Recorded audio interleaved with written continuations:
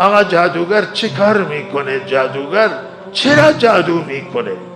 جادو به خاطر حسادت میکنن، به خاطر دشمنی میکنن. دشمنی های دنیوی است، مادیه، عداوت دینیه.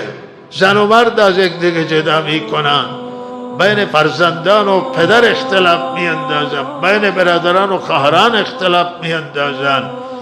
آقا کسب و کار مردم جادو میکنن، انواع جادو موجوده. سحر میکنن، پریشانی میارن از جنیات که غیر مسلمانان، کمک میگیرن از شیاطین که وسوسه بیندازن، فشار به مغز وارد کنن، فشار به بدن وارد کنن و انواع جادو هست. دنیای جادویه که جادوهای مختلف داره و لحاظ اینها جادو کردن و بنابر حکمت خدای حکیم و علیم یک مقداری به آن حضرت اثر گذاشت، ولی نه تأثیری که به ادای رسالت خلل وارد بکنه، به ادای فریضه خلل وارد بکنه، به ادای وظیفه خلل وارد بکنه.